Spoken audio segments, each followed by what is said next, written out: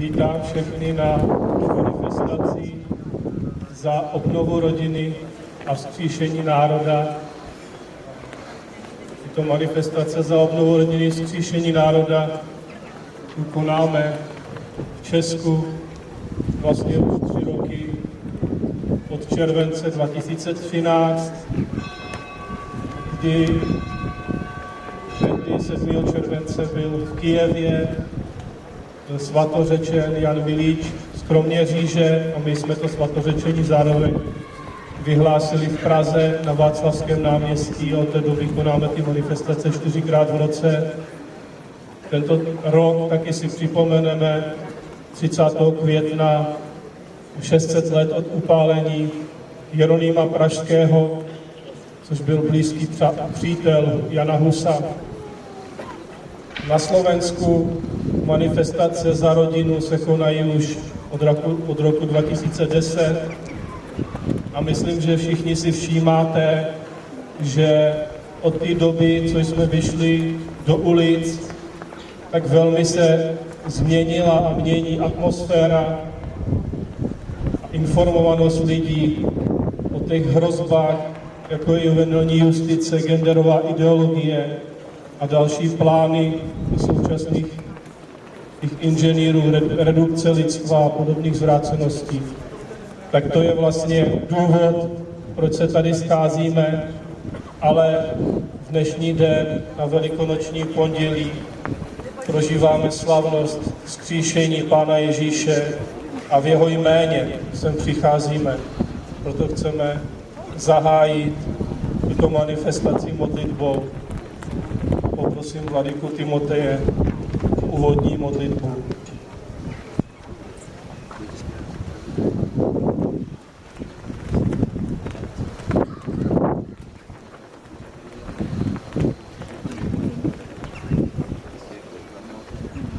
Ve jménu Boha, Otce i Syna i Ducha Svatého. Amen. Všemohoucí Bože, Tobě se klaníme a Tebe prosíme za celý český a slovenský národ, abys ho chránil před těmi novými hrozbami, aby si ho uchránil před juvenální justicí, aby si ho uchránil před genderovou ideologií, aby si ho uchránil před nucenou a plánovanou islamizací. Pane Ježíši Kriste, prosíme tě, aby si chránil tyto dva národy od zrádců, aby si dal svého ducha, aby přišlo vzkříšení národů. Prosíme tě, Pane, aby si dal svou sílu z výsosti, aby si vylil svého svatého ducha, aby si dal nové Turíce. Prosíme tě, aby si dal lidi, kteří budou odvážně hájit pravdu, svobodu, kteří budou odvážně hájit základné principy rodinného života. Pane Ježíši Kriste, prosíme tě, aby si shlédl na nás, aby si nám dal moudrost a sílu. Ať pokrok přesvaté Bohorodičky zjde na nás, na celý český a slovenský národ, a to ve jménu Boha Otce i Syna i Ducha Svatého. Amen.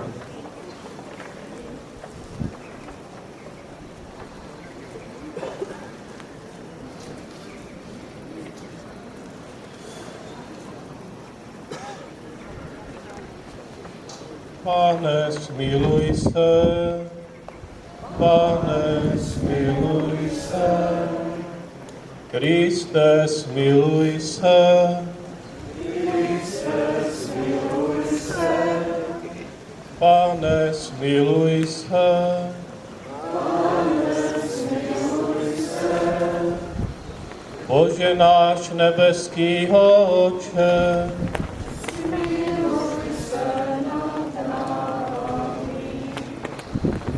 Bože, Synu, vykupiteli světa, smiluj se nad námi. Bože, Duchu svatý, smiluj se nad námi. Bože, v Trojici Ty jediný.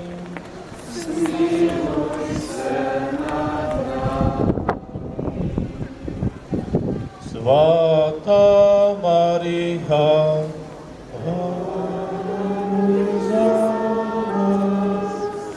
Svatá Boží rodičko,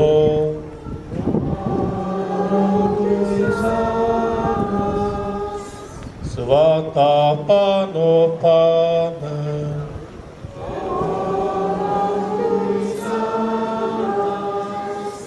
Matko Kristova,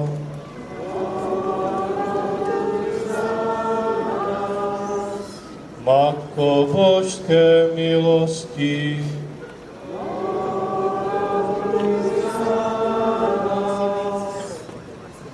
Matko nejčistší,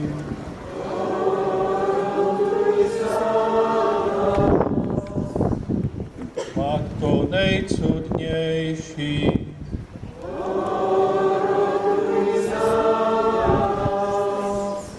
Matko neporušená,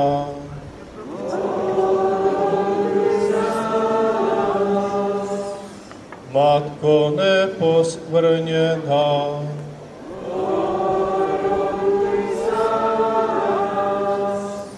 Matko lásky hodná,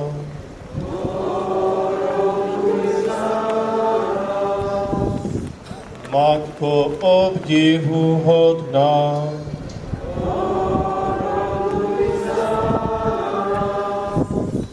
Matko dobré rády,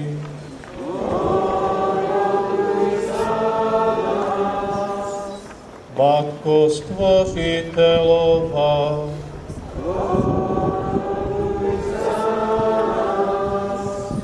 Matko spasitelová,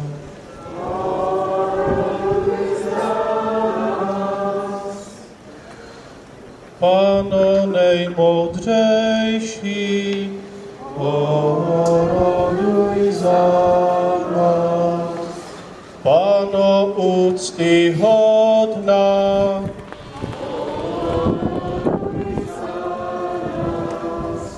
Panno chválihodná,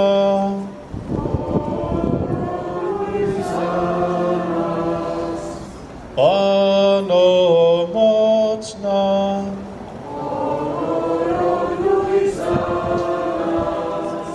Panno dobrotivá,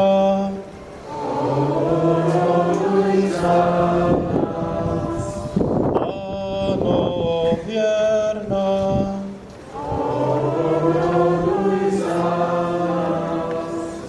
zrcadlo spravedlnosti,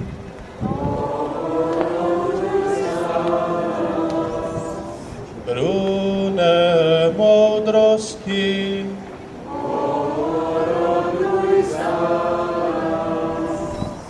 příčino naší radosti,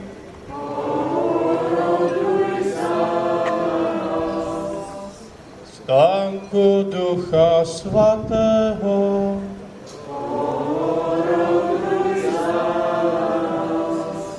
stánku vyvolený,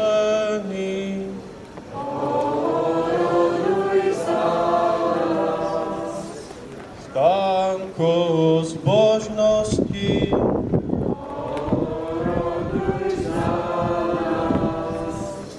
růže tajemná,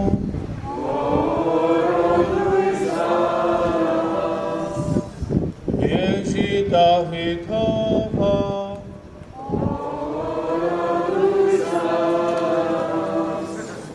věži z kosti slonové,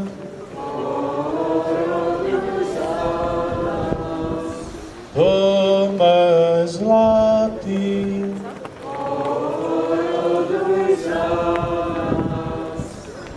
archo umluvy,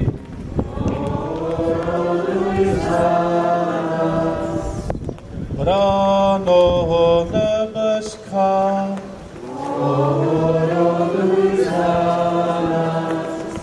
hvězdo vnitřní.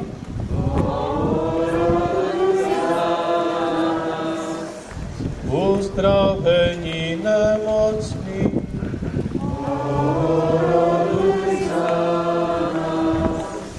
Útočiště hříšníků.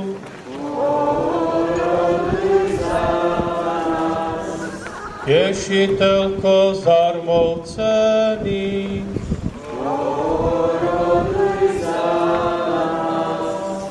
Pomocnice křesťanů.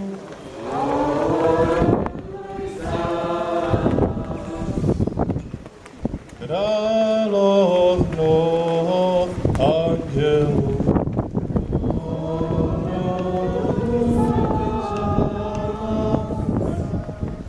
Královno patriarchů. Oroduj za nás. Královno proroků.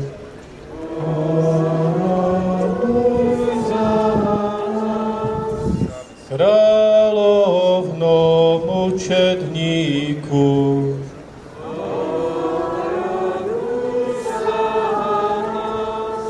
Královno vyznavačů.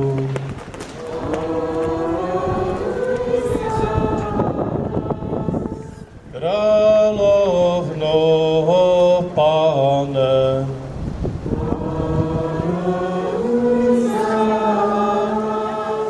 Královno všech svatých.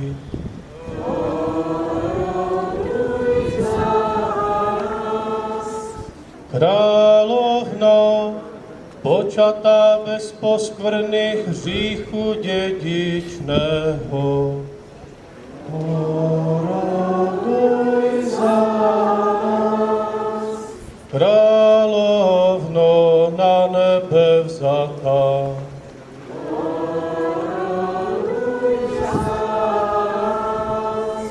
Královno posvátného růžence.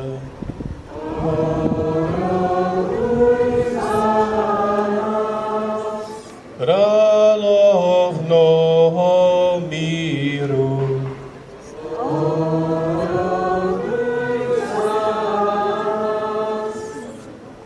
Beránku Boží, ty jsi na sebe vzal hřích světa.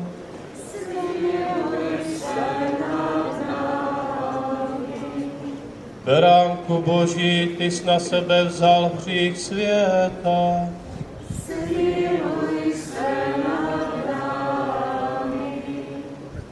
Beránku Boží, ty jsi na sebe vzal hřích světa.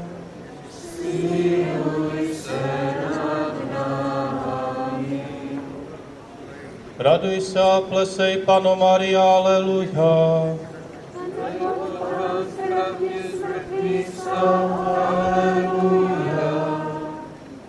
Modleme se. Bože, vzkříšením svého Syna, našeho Pána Ježíše Krista, si naplnil svět radostí. Dej na přímluvu jeho rodičky, Panny Marie, ať dosáhneme radostí života věčného. Skrze Krista našeho Pána.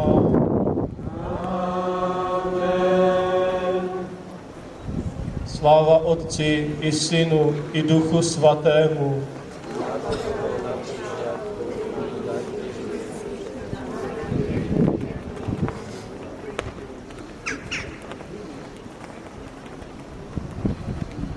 Nyní bych poprosil už vladyku Metoděje, sekretáře Byzantského katolického patriarchátu, o první příhovor.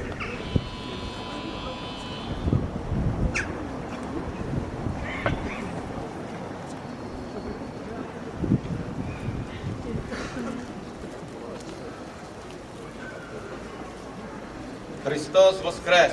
Voistinu voskres. My věříme v Ježíše Krista. Věříme, že jedině On může změnit lidské srdce i také celý národ vysvobodit ho. Proto neděláme jenom manifestace, ale také z hlubiny srdce prosíme, voláme k Bohu.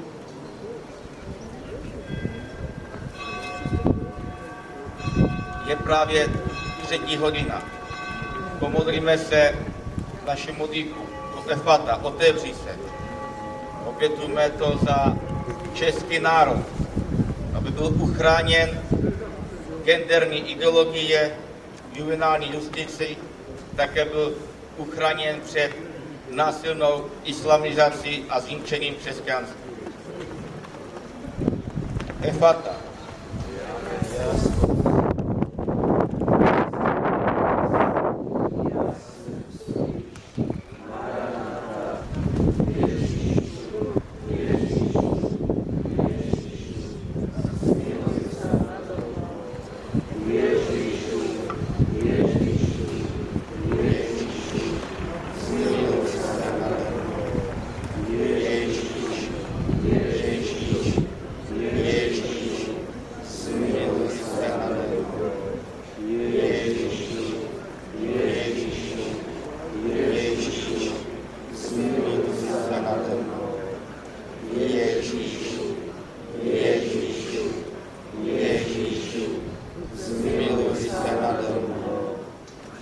Šema Izrael, miluj Boha, Ježíši Bože můj, miluj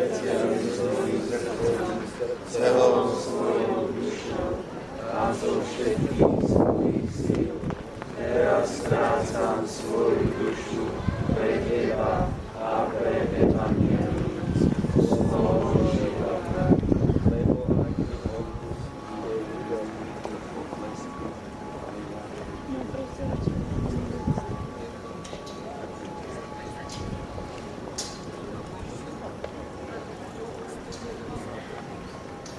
Kde bude tvůj poklad, tam bude i tvoje srdce. Nebo kde bude tvůj poklad, tam bude i tvoje srdce. Nebo kde bude tvůj poklad, tam bude i tvoje srdce. Ve jménu Otce i Syna i Ducha Svatého. Amen. Ve jménu Otce i Syna i Ducha Svatého. Amen. Ve jménu Otce i Syna i Ducha Svatého. Amen.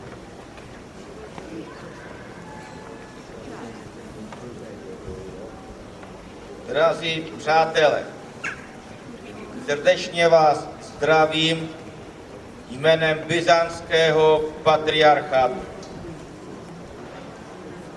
Chtěl bych vám povědět jen pár vět.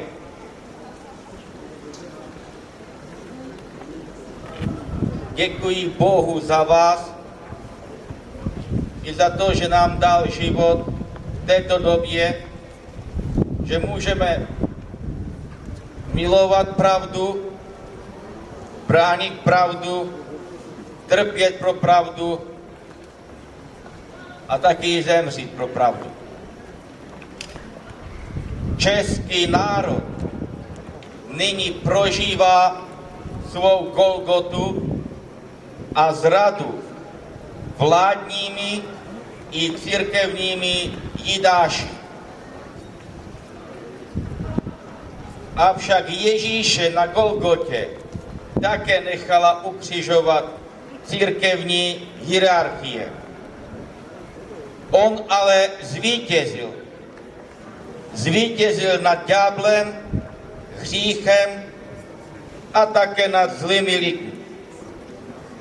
On má poslední slovo a konečné vítězství i nad genocidními plány Evropské unie a nového světového pořádku.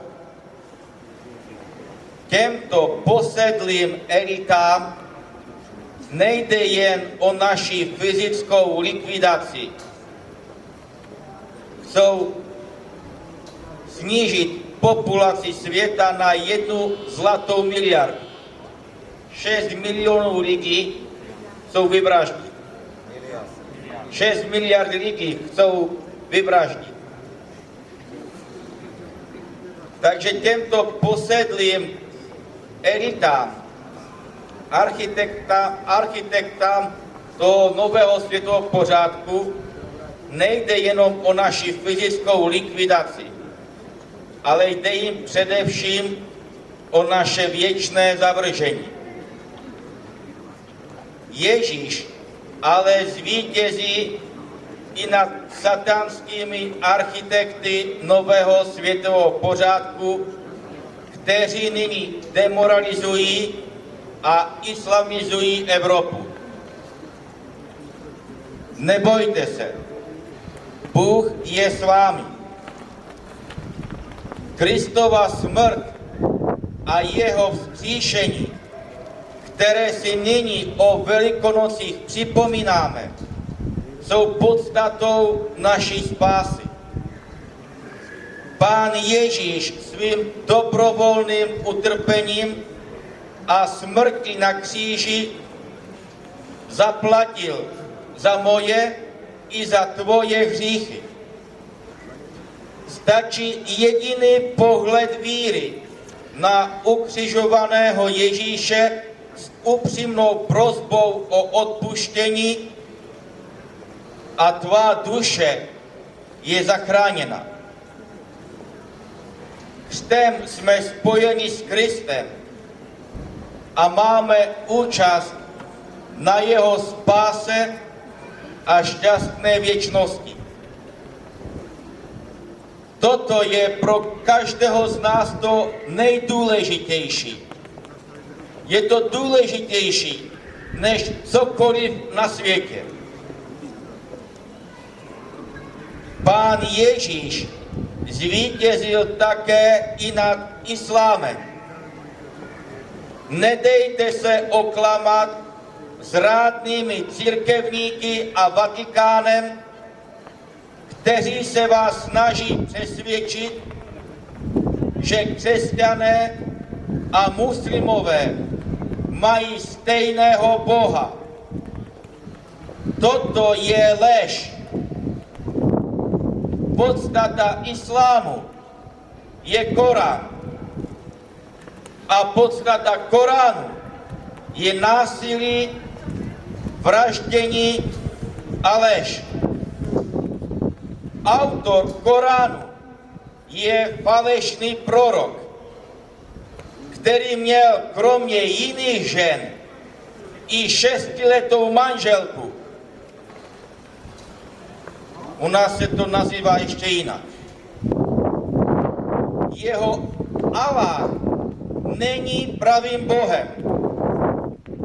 Byl uctíván v Mekce jako pohanský bůžek měsíce a tedy nejvyšší z 360 jiných pohanských bůžků.